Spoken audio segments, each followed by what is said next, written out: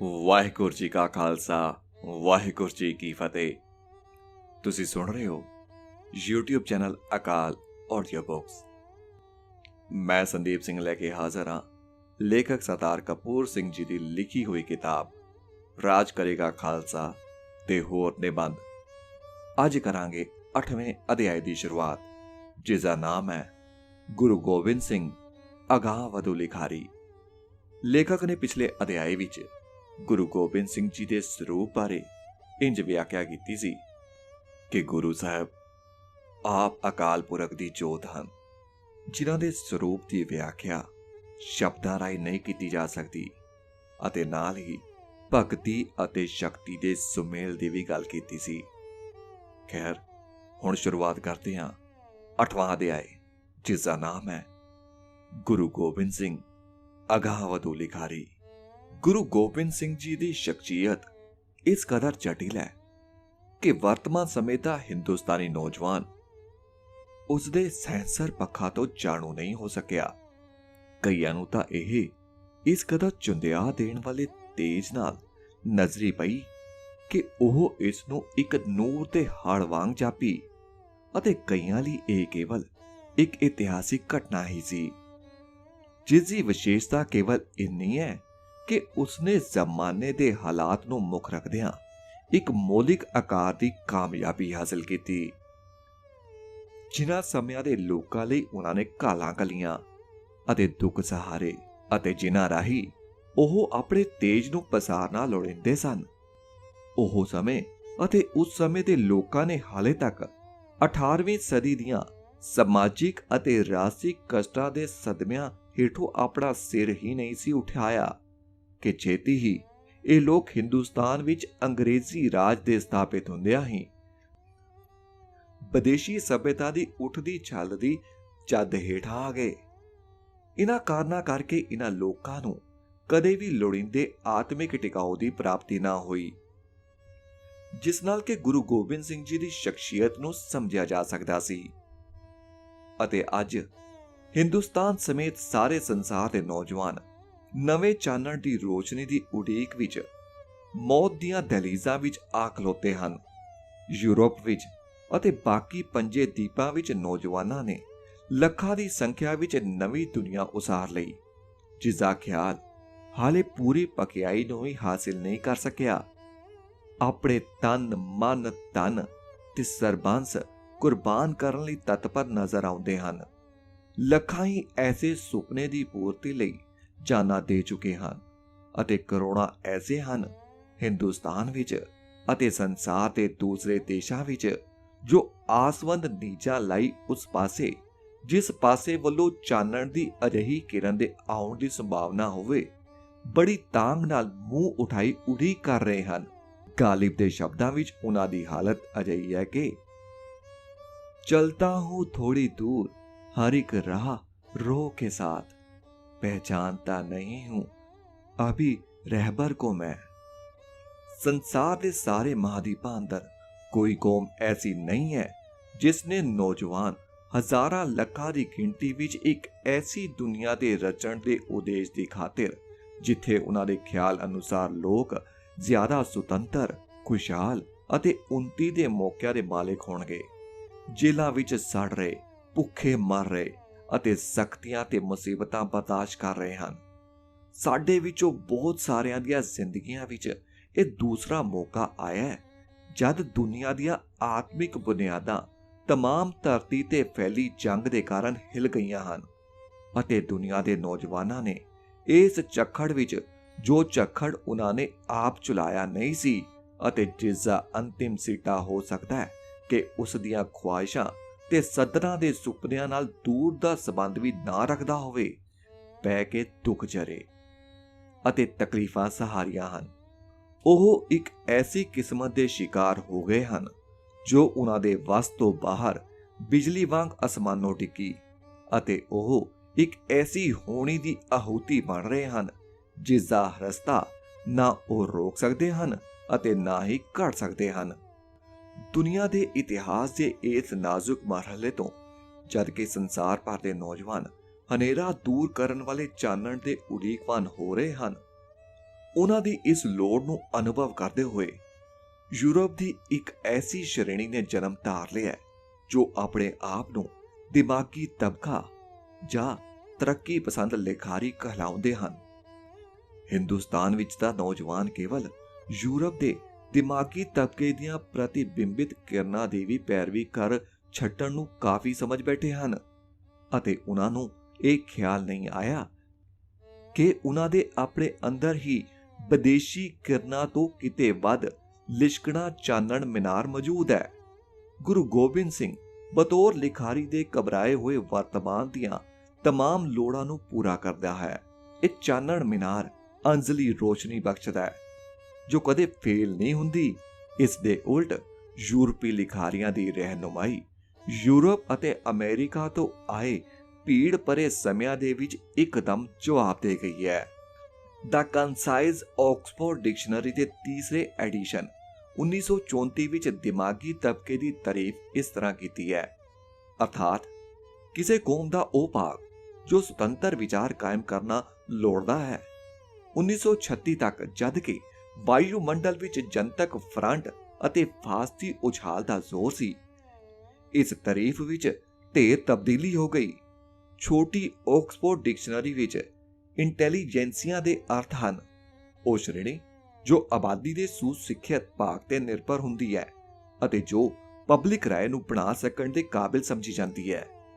ਇਤਿਹਾਸਿਕ ਨਜ਼ਰੀਏ ਤੋਂ ਪਹਿਲੀ ਤਾਰੀਫ ਸੁਤੰਤਰ ਵਿਚਾਰ ਕਾਇਮ ਕਰਨ ਦੀ ਚਾਹ ਠੀਕ ਤਾਰੀਫ ਹੈ ਜੋ ਇਸ ਨਵੀਂ ਪੰਥ ਦਰਸਾਊਆਂ ਦੀ ਢਾਣੀ ਨੂੰ ਬਿਆਨ ਕਰਦੀ ਹੈ ਅਤੇ ਦੂਸਰੀ ਤਾਰੀਫ ਉਸ ਰਵੱਈਏ ਨੂੰ ਬਿਆਨ ਕਰਦੀ ਹੈ ਜੋ ਇਸ ਸ਼੍ਰੇਣੀ ਨੇ ਖਸੂਸਨ ਦੋਹਾਂ ਮਹਾਯੁੱਧਾਂ ਦੇ ਵਿਚਕਾਰਲੇ ਸਮੇਂ ਜਾਣ-ਬੁੱਝ ਕੇ ਇਖਤਿਆਰ ਕਰ ਲਿਆ ਸੀ ਅਤੇ ਜੋ ਪ੍ਰੀਖਿਆ ਦੇ ਨਾਜ਼ੁਕ ਸਮੇਂ ਹਮੇਸ਼ਾ ਹੀ ਤਿਆਗ ਦਿੱਤਾ ਜਾਂਦਾ ਰਿਹਾ ਹੈ।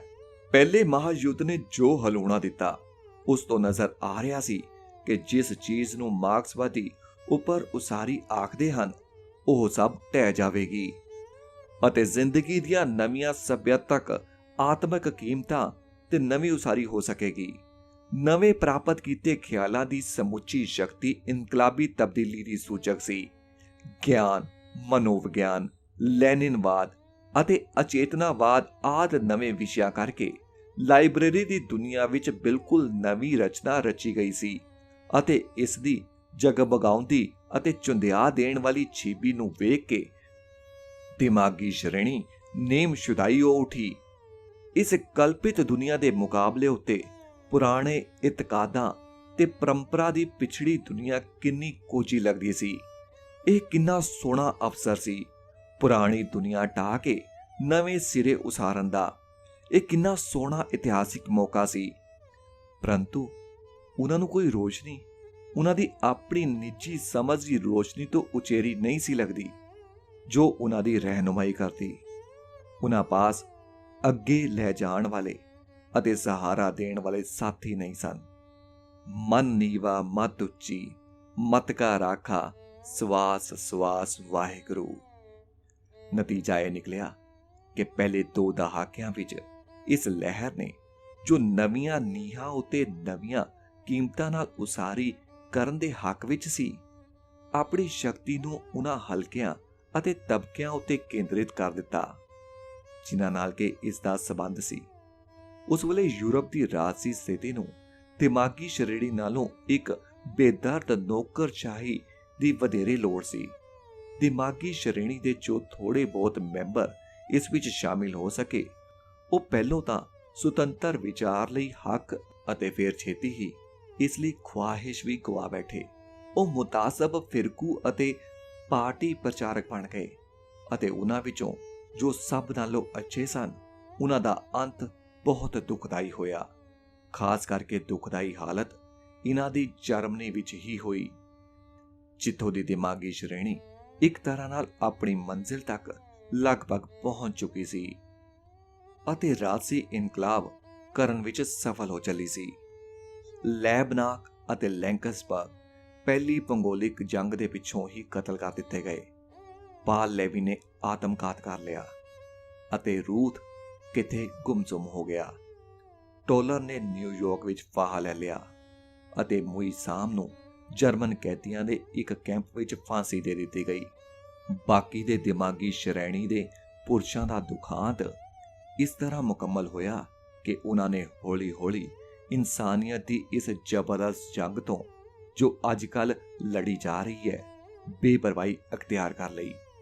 ਮਿਸਟਰ ਇਲੀਅਟ ਤੇ ਜੇਮਸ ਜਾਇਸ ਜਾਂ ਸੋਰਲ, ਕੀਪਲਿੰਗ ਕੈਪਰੇਸ ਤੇ ਮਾਰਕਸ ਵਾਂਗ ਉਹਨਾਂ ਨੇ ਪਿਛਾਹ ਖਿਚੂਆਂ ਦੀ ਫੌਜ ਵਿੱਚ ਸ਼ਮੂਲੀਅਤ ਕਰ ਲਈ। ਚਾਰਲਸ ਪੈਗੂਈ ਵੀ ਇਹਨਾਂ ਤੋਂ ਹੀ ਕੁਝ ਪਿਛਾਹ ਰਿਹਾ। ਇਸ ਨਾਲੋਂ ਵੀ ਬੁਰੀ ਗੱਲ ਇਹ ਸੀ ਕਿ ਉਹ ਇਸੇ ਦਰਮਿਆਨੀ ਵਕਫੇ ਵਿੱਚ ਨਵ ਉਸਾਰੀ ਦੀ ਬਜਾਏ ਉਜਾੜੂ ਵਿੱਚ ਜਾ ਵੜੇ। ਕਦੇ-ਕਦਾਈ ਅਸੀਂ W.H. ਡੇਵਿਸ ਦੀ ਆਵਾਜ਼ ਜਾਂ ਕੋਈ ਅੱਧ ਸਿਗਫਰੀਡ ਸੈਸੂਨ ਦੀ ਗੁਸੈਲੀ ਸੂ ਅੱਜ ਕੱਲ੍ਹ ਵੀ ਸੁਣ ਲੈਂਦੇ ਆ, ਪਰ ਦਰਅਸਲ ਮਿਸਟਰ ਇਲੀਅਟ ਹੀ ਦੋ ਲਾਮਾਂ ਦੇ ਵਿਚਕਾਰਲੇ ਸਮੇਂ ਦੀ ਦਿਮਾਗੀ ਸ਼੍ਰੇਣੀ ਦੀ ਪ੍ਰਤੀਨਿਧਤਾ ਕਰਦੇ ਸਨ। ਇਹ ਵਤੀਰਾ ਪ੍ਰੋਫੈਸਰ ਲਿੰਡ ਦੇ ਲਫ਼ਜ਼ਾਂ ਵਿੱਚ ਸੰਖੇਪ ਤੌਰ ਤੇ ਇਸ ਤਰ੍ਹਾਂ ਹੈ ਕਿ ਈਸਾਈਅਤ ਨੇ ਰੁਪਏ ਦੇ ਵਪਾਰੀਆਂ ਨਾਲ ਸਮਝੌਤਾ ਕੀਤਾ ਹੈ ਤਾਂ ਕਿ ਮੰਦਰ ਵਿੱਚ ਉਹਨਾਂ ਨਾਲ ਕਮਰਾ ਰਿਜ਼ਰਵ ਹੋ ਸਕੇ। ਮਿਸਟਰ ਇਲੀਅਟ ਵਿੱਚ ਆਹਿਸਤਾ-ਆਹਿਸਤਾ ਆਮ ਆਦਮੀ ਲਈ ਬੇਹੱਦ ਘ੍ਰਿਣਾ, ਜਨਤਾ ਨਾਲ ਸੰਬੰਧ ਰੱਖਣੋਂ ਸੁੰਗਰਾਹਟ ਤੇ ਸ਼ੌਕੀਨ ਮਜਾਜੀ ਵਾਲੀ ਉੱਪਰਲੀ ਸ਼੍ਰੇਣੀ ਦੀ ਹਰ ਜਮਹੂਰੀ ਸ਼ੈ ਨੂੰ ਗਵਾਰ, ਗੰਦੀ ਤੇ ਬਰਬਰੀਅਤ ਭਰੀ ਸਮਝਣ ਦੀ ਆਦਤ ਪੈਦਾ ਹੋ ਗਈ। ਉਸ ਨੂੰ ਕੋਈ ਖੁਆਇਸ਼ ਨਹੀਂ ਸੀ ਕਿ ਉਸਦਾ ਸੰਗੀਤ ਆਮ ਲੋਕ ਸੁਣ ਸਕਣ। ਉਸਦੇ ਸਰੋਤੇ ਉਹੀ ਸਨ ਜੋ ਆਮ ਆਦਮੀਆਂ ਤੋਂ ਆਪਣੇ ਆਪ ਨੂੰ ਬਹੁਤ ਉਚੇਰੇ ਅਤੇ ਅਸੰਬੰਧਿਤ ਸਮਝਦੇ ਸਨ। ਉਸਨੇ ਹੱਦ ਦਰਜੇ ਦੀ ਬੇਪਰਵਾਹੀ ਨਾਲ ਲਿਖਿਆ ਅਤੇ ਉਸ ਨੂੰ ਪੂਰਨ ਖਿਆਲ ਸੀ ਕਿ ਦੁਨੀਆ ਦੀ ਬਹੁਤ ਭਾਰੀ ਬਹੁਤ ਸੰਮਤੀ ਨਾ ਉਸ ਦੀਆਂ ਕਵਿਤਾਵਾਂ ਨੂੰ ਅਤੇ ਨਾ ਹੀ ਉਸਦੇ ਸੁਨੇਹੇ ਨੂੰ ਸਮਝ ਸਕਣ ਦੀ ਸਮਰੱਥਾ ਰੱਖਦੀ ਹੈ। ਇਸ ਕਰਕੇ ਉਸਨੇ ਵਿਚਾਰ ਨੂੰ ਕਰਮ ਨਾਲੋਂ ਵੱਖ ਕਰ ਦਿੱਤਾ, ਕਿਉਂਕਿ ਉਹ ਕਿਸੇ ਸਰੋਤਿਆਂ ਦੀ ਜਮਾਤ ਨੂੰ ਵੀ ਸੰਬੋਧਨ ਨਹੀਂ ਸੀ ਕਰਨਾ ਚਾਹੁੰਦਾ। ਮਿਸਟਰ ਇਲੀਅਟ ਦੀਆਂ ਰਚਨਾਵਾਂ ਨੂੰ ਪੜ੍ਹਨ ਵਾਲਾ ਇਹ ਮਹਿਸੂਸ ਕੀਤੇ ਬਿਨਾਂ ਨਹੀਂ ਰਹਿ ਸਕਦਾ ਕਿ ਉਹ ਇਸ ਨਿਗਰੀ ਹੋਈ ਦੁਨੀਆ ਨੂੰ ਸੰਬੋਧਨ ਕਰਨਾ ਵੀ ਆਪਣੇ ਲਈ ਨਿਹਾਇਤ ਘ੍ਰਿਣਿਤ ਕੰਮ ਸਮਝਦਾ ਸੀ ਅਤੇ ਉਹ ਇਸ ਘ੍ਰਿਣਿਤ ਕੰਮ ਤੋਂ ਛੁਟਕਾਰਾ ਪ੍ਰਾਪਤ ਕਰਨ ਲਈ ਬਹੁਤ ਹੀ ਚਿੰਤਾਤੁਰ ਹੈ। ਹੁਣ ਇਸ ਦੂਸਰੇ ਭੂਗੋਲਿਕ ਜੰਗ ਵਿੱਚ, ਜਿਹੜੀ ਕਿ ਹੁਣੇ ਖਤਮ ਹੋਈ ਹੈ, ਉਹ ਆਪਣੀ ਇਖਤਿਆਰੀ ਜਲਾਵਤਨੀ ਵਿੱਚੋਂ ਪਰਤ ਕੇ ਸੱਭਿਆਚਾਰਕ ਤੇ ਆਤਮਿਕ ਸਤਹ ਤੇ ਹੋਰੀ ਜੰਗ ਵਿੱਚ ਸ਼ਾਮਿਲ ਹੋ ਗਿਆ ਅਤੇ ਉਸਨੇ ਬਿਨਾਂ ਝਿਜਕ ਪਿਛਾਹ ਖਿੱਚੂ ਪੁਣੇ ਅਤੇ ਫਾਂਸੀਜ਼ਮ ਨਾਲ ਆਪਣਾ ਰਿਸ਼ਤਾ ਜੋੜ ਲਿਆ ਹੈ। ਨਾਵਲ ਦੇ ਮੈਦਾਨ ਵਿੱਚ ਜੇਮਸ ਜਾਇਸ ਦਾ ਵੀ ਇਹੋ ਹਾਲ ਹੋਇਆ। ਯੂਲਿਸਿਸ ਅਤੇ ਫਨੇਗਨਸ ਵੇਕ ਨੂੰ ਕਈ ਤਰੀਕੇ ਨਾਲ ਵਿਆਖਿਆ ਜਾਇਆ ਜਾ ਸਕਦਾ ਹੈ, ਪਰ ਇਹ ਮੰਨਣਾ ਪਵੇਗਾ ਕਿ ਇਸ ਸਮੇਂ ਦਾ ਕੋਈ ਹੋਰ ਨਾਵਲ ਆਪਣੀ ਟੈਕਨੀਕਲ ਪੂਰਨਤਾ ਅਤੇ ਨੌਜਵਾਨ ਤਬਕੇ ਉੱਤੇ ਅਸਰਦਾਰ ਹੋਣ ਵਿੱਚ ਇਸ ਉੱਤੇ ਨੇੜੇ ਨਹੀਂ ਪਹੁੰਚ ਸਕਦਾ।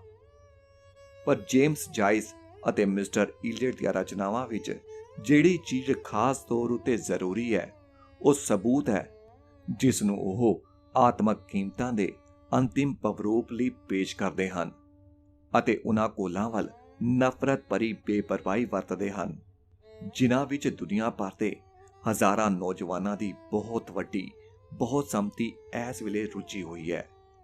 ਉਹਨਾਂ ਅਨੇਕਾਂ ਤਰੀਕਿਆਂ ਨਾਲ ਮੁਸ਼ੱਕਤ ਕਰਨ ਵਾਲਿਆਂ ਅਤੇ ਪੈਦਾਵਾਰ ਕਰਨ ਵਾਲਿਆਂ ਦੇ ਫਟਦੇ ਅਤੇ ਵੱਖਰੇ ਹੁੰਦੇ ਰਿਸ਼ਤਿਆਂ ਨੂੰ ਦਰਸਾਉਣ ਤੇ ਜ਼ੋਰ ਦਿੰਦੇ ਹਨ ਅਤੇ ਫਿਰ ਵੀ ਉਹ ਇਸ ਜ਼ਮਾਨੇ ਦੀ ਜਿਸ ਵਿੱਚ ਅਸੀਂ ਰਹਿੰਦੇ ਹਾਂ ਨੀਂਹ ਵਿੱਚ ਜੋ ਦਿਵਾਲਿਆਪਨ ਹੈ ਉਸ ਨੂੰ ਪ੍ਰਗਟ ਕਰਨੋਂ ਰੁਕ ਜਾਂਦੇ ਹਨ। ਜਾਂ ਤਾਂ ਉਹ ਅਮਲ ਨੂੰ ਨਫ਼ਰਤ ਕਰਦੇ ਹਨ ਅਤੇ ਉਸ ਤੋਂ ਭੱਜਦੇ ਹਨ, ਜਾਂ ਪਿਛਾਹ ਖਿੱਚੂਪਨ ਨਾਲ ਜਾ ਰਲਦੇ ਹਨ। ਇਸ ਅਜੋੜਤਾ ਦੇ ਜ਼ਮਾਨੇ ਵਿੱਚ ਅਤੇ ਉਹਨਾਂ ਦੀ ਗੱਦਾਰੀ ਜਾਂ ਹਾਰ ਦੇ ਮੁਕਾਬਲੇ ਉੱਤੇ ਜਿਨ੍ਹਾਂ ਵੱਲ ਅਸੀਂ ਰਹਿਨੁਮਾਈ ਅਤੇ ਰੋਸ਼ਨੀ ਲਈ ਤੱਕ ਰਹੇ ਹਾਂ, ਗੁਰੂ ਗੋਬਿੰਦ ਸਿੰਘ ਇੱਕ ਤਰੱਕੀ ਪਸੰਦ ਲੇਖਕ ਦੇ ਤੌਰ ਉੱਤੇ ਬਿਲਕੁਲ ਸਾਫ਼ ਅਤੇ ਕਤਈ ਵੱਖਰਾਪਣ ਪੇਸ਼ ਕਰਦਾ ਹੈ।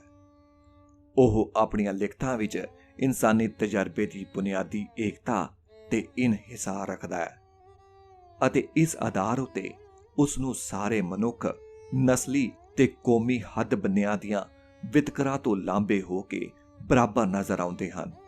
ਉਹ ਸਾਫ਼ ਸ਼ਬਦਾਂ ਵਿੱਚ ਇਸ ਅਸੂਲ ਦਾ ਐਲਾਨ ਕਰਦਾ ਹੈ ਕਿ ਲੋਕ ਖੁਦ ਹੀ ਕੁੱਲ ਕੀਮਤਾਂ ਦੇ ਅੰਤਿਮ ਮੇਚੂ ਅਤੇ ਸੋਮਾ ਹਨ ਅਤੇ ਉਹ ਦਲੇਰਾਨਾ ਤੌਰ ਉਤੇ ਨਵੀਆਂ ਸਮਾਜਿਕ ਤੇ ਆਤਮਿਕ ਕੀਮਤਾਂ ਕਾਇਮ ਕਰਦਾ ਹੈ। ਉਹ ਜ਼ਿੰਦਗੀ ਦੇ ਹੱਕਾਂ ਨੂੰ ਕਦੇ ਨਜ਼ਰੋਂ ਓਲੇ ਨਹੀਂ ਕਰਦਾ ਅਤੇ ਨਾ ਹੀ ਆਮ ਇਨਸਾਨ ਦੀ ਜੱਦੋ-ਜਹਿਦ ਨੂੰ ਵਿਸਾਰਦਾ ਹੈ। ਉਹ ਸਾਫ਼ ਤੌਰ ਉਤੇ ਕਹਿੰਦਾ ਹੈ ਕਿ ਉਸ ਦੀਆਂ ਪਾਈਆਂ ਕੀਮਤਾਂ ਕੇਵਲ ਖਾਸ ਚੋਣਵੀ ਸ਼੍ਰੇਣੀ ਲਈ ਨਹੀਂ ਹਨ ਅਤੇ ਨਾ ਹੀ ਉਹ ਅੱਜ-ਕੱਲ੍ਹ ਦੇ ਦਿਮਾਗਵਾਦੀਆਂ ਵਾਂਗ ਜਦੋਂ ਅਮਲ ਦਾ ਵਕਤ ਆਉਂਦਾ ਹੈ ਆਮ ਜਨਤਾ ਨੂੰ ਹਿਟਲਰ, ਮੁਸੋਲੀਨੀ ਆਦਿ ਦੇ ਹਵਾਲੇ ਕਰ ਦਿੰਦਾ ਹੈ। ਅੰਤ ਵਿੱਚ ਅਤੇ ਸਾਰੀ ਜ਼ਿੰਦਗੀ ਭਰ ਇੱਕ ਸੱਚੇ ਤਰੱਕੀ ਪਸੰਦ ਲਿਖਾਰੀ ਵਾਂਗ ਉਸਨੇ ਆਮ ਲੋਕਾਂ ਦੀ ਕਿਸਮਤ ਨਾਲ ਆਪਣੀ ਕਿਸਮਤ ਸਾਂਝੀ ਕੀਤੀ ਰੱਖੀ। ਨਸਲੀ ਤੇ ਕੌਮੀ ਤਸੱਬਾਂ ਦੇ ਨਾਸੂਰ ਬਾਰੇ, ਜਿਸ ਨੇ ਪੱਛਮੀ ਤਹਿਜ਼ੀਬ ਨੂੰ ਤਬਾਹੀ ਦੀ ਅੰਤਿਮ ਮੰਜ਼ਿਲ ਤੇ ਪਹੁੰਚਾ ਦਿੱਤਾ ਹੈ, ਉਸਨੇ ਜ਼ੋਰਦਾਰ ਸ਼ਬਦਾਂ ਵਿੱਚ ਐਲਾਨ ਕੀਤਾ ਹੈ ਕਿ ਇਨਸਾਨੀ ਨਸਲੀ ਅਤੇ ਕੌਮੀ ਇਮਤਿਆਜ਼ਾਂ ਤੋਂ ਵੱਖਰੀ ਇੱਕ ਮੁੱਢਲੀ ਏਕਤਾ ਦੇ ਮਾਲਕ ਹਨ। ਉਸਨੇ ਇਸ ਗੱਲ ਉੱਤੇ ਹੋਰ ਜ਼ੋਰ ਦਿੱਤਾ ਹੈ ਕਿ ਇਸ ਏਕਤਾ ਦੀਆਂ ਨੀਹਾਂ ਉੱਪਰ ਹੀ ਦਰਅਸਲ ਵੱਖ-ਵੱਖ ਦੇਸ਼ਾਂ ਦੀਆਂ ਪ੍ਰਗਟ ਤੌਰ ਉੱਤੇ ਵੱਖ-ਵੱਖ ਨਜ਼ਰੀ ਆ ਰਹੀਆਂ ਆਤਮਿਕ ਤੇ ਸਮਾਜਿਕ ਉਸਾਰੀਆਂ ਖਲੋਤੀਆਂ ਹਨ। ਉਹ ਇਸ ਤਰ੍ਹਾਂ ਲਿਖਦੇ ਹਨ, ਹਿੰਦੂ ਤੁਰਕ को राफसी इमाम साफी मानस की जात सभे एके पहचान वो तेरा मुसीत सोई पूजा ओ निवाज होई मानस सभे एक पै अनेक को वसाऊ है।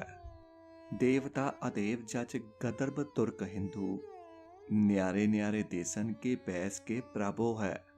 ਅਤੇ ਇਸ ਬਾਰੇ ਕੀ ਕੁੱਲ ਕੀਮਤਾਂ ਦਾ ਸੋਮਾ ਤੇ ਮੇਚੂ ਅੰਤ ਵਿੱਚ ਜਨਤਾ ਆਪ ਹੀ ਹੈ। ਆਪ ਨੇ ਸਪਸ਼ਟ ਸ਼ਬਦਾਂ ਵਿੱਚ ਦੱਸਿਆ ਹੈ, ਅਗ ਔਗਦ ਟਰੇ ਇਨਹੀ ਕੇ ਪ੍ਰਸਾਦ इन्हीं की कृपा के सजे हम हैं नहीं मोह से गरीब करोड़ परे सेव करी इन्हीं की पावत और की सेव सुहारत ना चीको आज्ञा फलह इन्हीं को देवो जग में जस और देव सब फीको। ਅਤੇ ਜੋ ਨਵੀਆਂ ਕੀਮਤਾਂ ਉਹਨਾਂ ਕਾਇਮ ਕੀਤੀਆਂ ਅਤੇ ਜਿਨ੍ਹਾਂ ਦੇ ਅਭਿਆਸ ਕੀਤਿਆਂ ਆਦਮੀ ਸਵੈ ਸਨਮਾਨ ਦੇ ਭੇਦ ਨੂੰ ਲਾਲਚ ਨਾਲ ਲੱਭਣ ਦੀ ਯਾਚਨਾ ਕਰਨ ਲੱਗ ਪਏ, ਉਹਨਾਂ ਇਸ ਪ੍ਰਕਾਰ ਫਰਮਾਇਆ ਹੈ, ਜਾਗਤ ਜੋਤ ਜਪੈ ਨਿਸਬਾਸੁਰ ਏਕ ਬਿਨਾ ਮਨ ਨੇਕ ਨ ਆਨੈ ਪੂਰਨ ਪ੍ਰੇਮ ਪ੍ਰਤੀਤ ਸਜੈ ਬਰਤ ਗੌਰ ਬੜੀ ਮਟ ਭੂਲ ਨ ਮਾਨੈ ਪੂਰਨ ਜੋਤ ਜਗੈ ਘਟ ਮੈਂ ਤਬ ਖਾਲਸ ਤਾਏ ਨਿਖਾਲਸ ਜਾਣੈ। ਗੁਰੂ ਗੋਬਿੰਦ ਸਿੰਘ ਨੇ ਪਹਿਲੀ ਵਾਰ ਅਤੇ ਆਪਣੇ ਸਮੇਂ ਤੋਂ ਬਹੁਤ ਅਗੇਰਾ ਵੱਧ ਕੇ ਉਸ ਬੁਨਿਆਦੀ ਕਾਰ ਵੱਲ ਇਸ਼ਾਰਾ ਕੀਤਾ ਹੈ ਜਿਸ ਵਿੱਚ ਆਰਥਿਕ ਅਤੇ ਸੱਭਿਆਚਾਰਕ ਉੱਨਤੀ ਅੰਤ ਵਿੱਚ ਉਸਰਦੀਆਂ ਹਨ। ਜੈਸੇ ਏਕ ਆਗ ਤੇ ਕੁਨਕਾ ਕੋਟ आग उठे न्यारे न्यारे होई कै फिर आग में मिलाएंगे जैसे एक तूर ते अनेक तूर पूरत है तुर के कुनिका फिर तुर ही समाएंगे जैसे एक नद ते तरंग कोट उपजत है पान के तरंग सबे पान ही कराएंगे जैसे विश्व रूप ते अपूत भूत प्रगट होए ताही ते उपज सब है ताही में समाएंगे न्यारे न्यारे होए के फिर आग में मिलेंगे जैसे एक तूर ते अनेक तूर पूरत है तूर के कनूका फिर तूर ही समेंगे। ਕੱਟੜ ਮਾਰਕਸਵਾਦ ਇਸ ਗੱਲ ਉਤੇ ਜ਼ੋਰ ਦਿੰਦਾ ਹੈ ਕਿ ਆਰਥਿਕ ਅਮਲ ਆਪਣੇ ਆਪ ਆਪਣੀ ਉੱਪਰ ਉਸਾਰੀ ਸਮਾਜਿਕ ਰਿਵਾਜ ਅਤੇ ਸੱਭਿਆਚਾਰਕ ਤੇ ਆਤਮਿਕ ਕੀਮਤਾਂ ਆਪ ਪੈਦਾ ਕਰਦਾ ਹੈ। ਚਾਹੇ ਇਸ ਕਥਨ ਦੀ ਪੁਸ਼ਟੀ ਵਿੱਚ ਉਸਨੇ ਕਦੇ ਕਾਫੀ ਇਤਿਹਾਸਿਕ ਮਸਾਲਾ ਪੇਸ਼ ਨਹੀਂ ਕੀਤਾ। ਗੁਰੂ ਗੋਬਿੰਦ ਸਿੰਘ ਜੀ ਨੇ ਇਸ਼ਾਰਾ ਕੀਤਾ ਹੈ ਕਿ ਆਰਥਿਕ ਅਤੇ ਸੱਭਿਆਚਾਰਕ ਉੱਨਤੀ ਬੁਨਿਆਦੀ ਅਮਲੇ ਦੇ ਦੋ ਪਾਸੇ ਹਨ। ਮਿਸਾਲ ਲਈ ਬੜਾ ਪੁਰਾਣਾ ਸਵਾਲ ਸਰੀਰ ਅਤੇ ਮਨ ਦਾ ਹੈ ਅਤੇ ਪਦਾਰਥਵਾਦੀ ਤੇ ਆਤਮਵਾਦੀ ਸਕੂਲਾਂ ਵਿੱਚ ਵਿਰੋਧ ਚੱਲਿਆ ਆਉਂਦਾ ਹੈ। ਉਸ ਤਰ੍ਹਾਂ ਜਿਸ ਤਰ੍ਹਾਂ ਇਤਿਹਾਸਿਕ ਪਦਾਰਥਵਾਦ ਅਤੇ ਇਤਿਹਾਸਿਕ ਆਦਰਸ਼ਵਾਦ ਵਿੱਚ ਵਿਰੋਧ ਹੈ, ਇਸ ਦੋ ਪੱਖੀ ਥਿਊਰੀ ਨੇ ਹੀ ਕਮ ਅਜ਼ ਕਮ ਆਰਜ਼ੀ ਤੌਰ ਉਤੇ ਕਾਰਨ ਕੌਣ ਹੈ ਅਤੇ ਕ੍ਰਿਤ ਕੌਣ ਹੈ, ਮੁਰਗੀ ਕੌਣ ਹੈ ਅਤੇ ਅੰਡਾ ਕੌਣ ਹੈ ਦੇ ਸਵਾਲਾਂ ਨੂੰ ਖਤਮ ਕੀਤਾ ਹੈ। ਹੁਣ ਅਸੀਂ ਕਹਿ ਸਕਦੇ ਹਾਂ ਕਿ ਸਾਡਾ ਗਾਸਟ੍ਰਿਕ ਐਸਿਡ ਸਾਡੀ ਬੇਚੈਨ ਹਾਲਤ ਦਾ ਨਾ ਤੇ ਕਾਰਨ ਹੀ ਹੈ, ਨਾ ਹੀ ਉਸਦਾ ਨਤੀਜਾ, ਬਲਕਿ ਦੋਵੇਂ ਦੋ ਪਾਸੇ ਹਨ ਸਾਡੇ ਰਹਿਣ ਦੇ ਸੁਚੱਜੇ ਢੰਗ ਦੇ। ਰੂਸੀ ਤਜਰਬਾ ਸਾਡੀਆਂ ਸਮੱਸਿਆਵਾਂ ਦੇ ਹੱਲ ਵੱਲ ਇਸ਼ਾਰਾ ਕਰਦਾ ਹੈ ਅਤੇ ਸਾਡੇ ਸਾਹਮਣੇ ਇੱਕ ਵੱਡੀ ਮੰਜ਼ਿਲ ਪੇਸ਼ ਕਰਦਾ ਹੈ ਜਿਸ ਲਈ ਅਸੀਂ ਤਾਂਘ ਸਕੀਏ। ਸੰਸਾਰ ਭਰ ਦਾ ਜਵਾਨ, ਹਿੰਦੁਸਤਾਨ ਦਾ ਜਵਾਨ ਤੇ ਖਾਸ ਕਰਕੇ ਸਿੱਖ ਜਵਾਨ ਇੱਕ ਨਵੇਂ ਸਵਰਗ ਲਈ ਬਹੁਤ ਕਾਲਾ ਪੈ ਰਿਹਾ ਹੈ। ਸਿੱਖ ਨੌਜਵਾਨ ਠਹਿਰੇ ਅਤੇ ਗੰਭੀਰ ਹੋ ਕੇ ਸੋਚੇ ਕਿ ਆਖਰ ਇਹ ਗੁਰੂ ਗੋਬਿੰਦ ਸਿੰਘ ਹੀ ਸਨ ਜਿਨ੍ਹਾਂ ਨੇ ਇਸ ਸਵਰਗ ਨੂੰ ਧਰਤੀ ਉੱਤੇ ਕਾਇਮ ਕਰਨ ਦਾ ਉਪਰਾਲਾ ਕੀਤਾ ਅਤੇ ਇਸ ਮਾਰਗ ਨੂੰ ਹਰ ਥਾਂ ਪੱਧਰੀ ਇਨਸਾਨੀਅਤ ਦੇ ਅੰਦਰ ਨਕਸ਼ ਕਰਨ ਦਾ ਖਿਆਲ ਕੀਤਾ। ਇਹ ਉਹ ਸਨ ਜਿਨ੍ਹਾਂ ਨੇ ਸਵੀਕਾਰ ਕੀਤਾ ਅਤੇ ਐਲਾਨ ਕੀਤਾ ਕਿ ਅਮਰ ਸ਼ਾਂਤੀ ਤੇ ਅਮਨ ਲਈ ਜੰਗ ਕਰਨੀ ਜ਼ਰੂਰੀ ਹੈ। ਇਹ ਕਦੇ ਨਹੀਂ ਹੋ ਸਕਦਾ ਕਿ ਸਦੀਆਂ ਦੀਆਂ ਤੇ ਪੀੜ੍ਹੀਆਂ ਦੀਆਂ ਪੱਕੀਆਂ ਆਦਤਾਂ ਇੱਕ ਦਿਨ ਵਿੱਚ ਬਦਲ ਜਾਣ ਅਤੇ ਬਦਲਣ ਸਮੇਂ ਉਹ ਹਿੰਦੂ ਧਰਮ ਤੇ ਸਾਰੀ ਇਨਸਾਨੀ ਨਸਲ ਦੀਆਂ ਵੱਡੀਆਂ ਆਤਮਿਕ ਕੀਮਤਾਂ ਸੱਤ, ਅਹਿੰਸਾ, ਸੁਧਰਮ ਦੀਆਂ ਕੀਮਤਾਂ ਬਿਨਾਂ ਬਦਲਾਈਆਂ ਰਹਿ ਸਕਣ। ਇਹ ਗੁਰੂ ਗੋਬਿੰਦ ਸਿੰਘ ਹੀ ਸਨ ਜਿਨ੍ਹਾਂ ਨੇ ਸਾਨੂੰ ਬਾਰ-ਬਾਰ ਸਮਝਾਇਆ, ਸਾਨੂੰ ਜਿਹੜੇ ਕਿ ਸਦੀਆਂ ਤੋਂ ਗੁਲਾਮ ਚਲੇ ਆਉਂਦੇ ਸਾਂ, ਕਿ ਇੱਕ ਇਨਸਾਨ ਤੇ ਨਿਰਭਰ ਅਤੇ ਸਿਆਣੀ ਸਮਾਜ ਦੀ ਬੁਨਿਆਦ ਰੱਖਣ ਲਈ ਇਹ ਜ਼ਰੂਰੀ ਹੈ ਕਿ ਇਹੋ ਜਿਹੇ ਸਮਾਜ ਦੇ ਚਾਹਵਾਨ ਇਸ ਨੂੰ ਉਹ ਤਾਕਤ ਅਤੇ ਸ਼ਕਤੀ ਬਖਸ਼ਣ ਜਿਸ ਵਿੱਚੋਂ ਫਤਿਹ ਪ੍ਰਾਪਤ ਹੋਇਆ ਕਰਦੀ ਹੈ। ਗੁਰੂ ਗੋਬਿੰਦ ਸਿੰਘ ਜੀ ਦੀਆਂ ਲਿਖਤਾਂ ਸਾਡੀਆਂ ਅੱਜ-ਕੱਲ੍ਹ ਦੀਆਂ ਸਮੱਸਿਆਵਾਂ ਨੂੰ ਹੱਲ ਕਰਨ ਦੇ ਵਿੱਚ ਸਹਾਈ ਹੁੰਦੀਆਂ ਹਨ।